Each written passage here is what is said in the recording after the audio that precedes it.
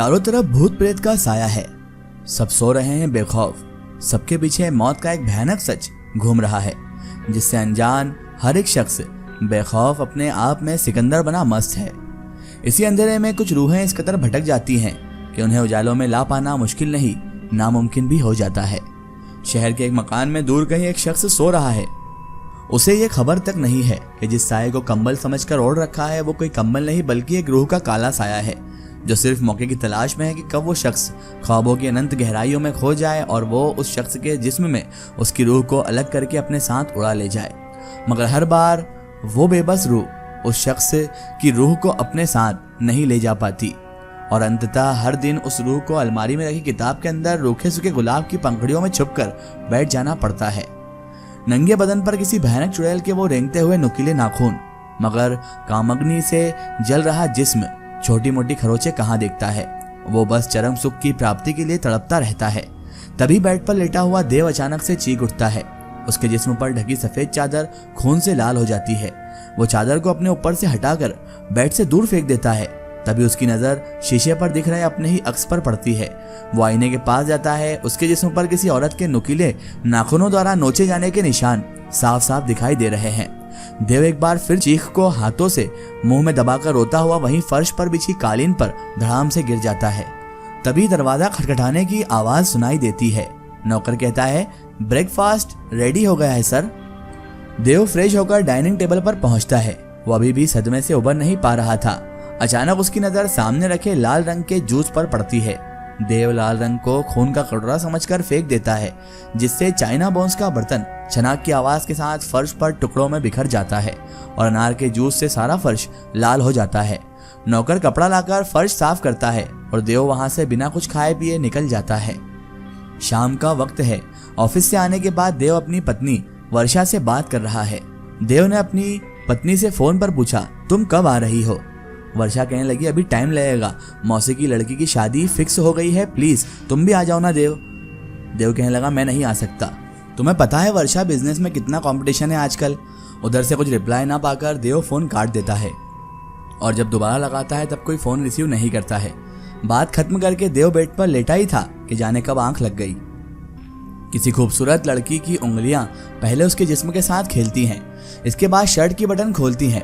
गर्दन पर किसी लड़की के होठों का स्पर्श उसे साफ महसूस होता है कि बदन पर घूमती हुई वो हसीन उंगलियां जाने कब गले तक पहुंच जाती हैं, पता भी नहीं चलता है और धीरे धीरे उंगलियों की गिरफ्त गले में इतनी कड़ी हो जाती है कि देव का दम घुटने लगता है और देव चीख उठता है। कमरे में अंधेरा है। देव लाइट्स ऑन करता है, चारों तरफ देखता है, मगर कमरे में कोई नहीं मिलता है। वो मेज पर रखी सिगरेट की डिब्बी से एक सिगरेट निकालता है, माचिस की तीली खिरच कर मेज बॉक्स को मेज पर वापस रखता है। सिगरेट के 2-4 कश लेने के बाद उसे लगता है हो सकता है वर्क के ज्यादा होने की वजह से शायद वो थक गया है। थकान मिटाने के लिए देव एक ड्रिंक बनाता है और बालकनी में कुर्सी लगाकर बैठ जाता है। अभी ड्रिंक का एक सिप भी नहीं लिया ही था कि अचानक लाइट गोल हो जाती है। देव मोबाइल की फ्लैश लाइट ऑन करता है और मोमबत्ती ढूंढने में लग जाता है। अलमारी के खांचे से मोमबत्ती निकालता है और माचिस की तरफ हाथ बढ़ाता है। तभी ऐसा लगता है जैसे कोई अनजान हाथ माचिस को टेबल पर देव की ओर आगे बढ़ा दिया। देव इस बात को अनदेखा करके एक बार फिर ड्रिंक खत्म करने में लग जाता है। तभी देव के कानों के पास किसी अनजान लड़की की आवाज आती है, देव क्या तुम मुझे भूल गए हो? देव बहुत जरा घबरा जाता है। वो कहता है, कौन हो तुम? वो आवाज एक लड़की का रूप ले लेती है। देव उसकी तरफ देखकर एक बार फिर पूछता है, कौन हो तुम? वो कहती है, मैं तृप्ति। क्या तुम मुझे पूरी तरह भूल चुके हो देव? देव कहता है, कौन तृप्ति? तो वो कहती है, जाओ, मैं तुमसे बात नहीं करती। मगर क्या करूं, तुमसे नाराज भी तो नहीं हो सकती मैं। अब मैं एक आत्मा हूं देव। तो देव कहता है, कौन हो तुम और मेरे पीछे क्यों पड़ी हो? वो कहती है, मेरी मोहब्बत को ठुकराकर तुम्हें वर्षा के साथ संबंध बनाने का कोई हक नहीं था। क्या कमी थी मुझ में? क्या मैं खूबसूरत नहीं थी देव? क्या वर्षा मुझसे ज्यादा प्यार करती थी तुम्हें? देव कहता है, वर्षा मेरी पत्नी है, अब उसके बारे में तमीज से बात करो। वो कहती है, आत्माएं कभी तमीज से बात नहीं करती देव, वो सिर्फ अपना हक हासिल करना जानती हैं। और फिर वो आत्मा कहती है, देव तुम क्या भूल गए वो साथ बिताए लम्हे? देव कहता है, मुझे तुम में ना कभी इंटरेस्ट था ना होगा, प्लीज लीव मी अलोन। तृप्ति कहती है, मैं अभी तो जा रही हूँ, मगर तुम्हें एक दिन अपने साथ लेकर ही जाऊंगी। और तृप्ति का अक्स देव की नजरों के सामने से गायब हो जाता है। बेड पर लेटा देव कॉलेज के दिनों के बारे में बार बार सोचने लगता है। देव को आज भी याद है वर्षा की वो पीली वाली ड्रेस जिसमें उसने पहली बार उसे देखा था, और पीली ड्रेस के साथ हाथ में पीली पीली कांच की चूड़ियां जाने कब दिल में उतर गई पता ही नहीं चला, और दिल ही दिल में उसे चाहने लगा था देव। एक पहली नजर की मुलाकात जाने कब प्यार में बदल गई, कुछ समझ में ही नहीं आया। देव को अब भी हल्का हल्का सा याद आ रहा था कि उसकी क्लास में एक लड़की थी तृप्ति, जो उसे अक्सर घूरती रहती है। ये बात उसका खास दोस्त रितेश उसे बताया भी था, मगर अपने दोस्त की बात देव ने कभी सीरियस ली ही नहीं। बस वो देव से नोट्स ले जाया करती, फिर शायद किसी वजह से उसे नस काट ली थी, अपने हाथ की नस काट ली जिससे उसकी जान चली गई। शायद किसी लड़के से वो प्यार करती थी, उस लड़के ने तृप्ति के प्यार को ठुकरा दिया था। ये खबर न्यूज़पेपर में छपी थी। देव इतने दिनों बाद तृप्ति का लगभग पूरी तरह से चेहरा भी भूल चुका था। तभी अचानक से देव की नजर अपने बाजू में लेटी तृप्ति पर पड़ती है। वो देव की आंखों में आंखें डालकर कहती है, क्या हुआ देव, मेरे बारे में सोच रहे थे ना। देव अचानक से डर जाता है और फौरन बिस्तर से उठकर दूर खड़ा हो जाता है।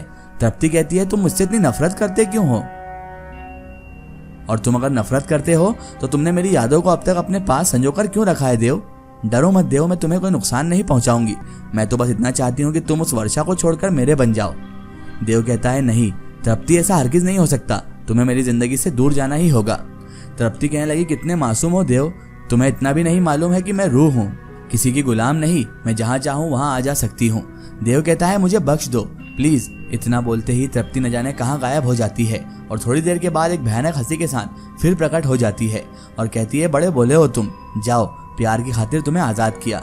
देव थोड़ा रिलैक्स हो जाता है, तभी सब कुछ शांत हो जाता है कि अचानक देव के सीने में भयानक दर्द उठता है।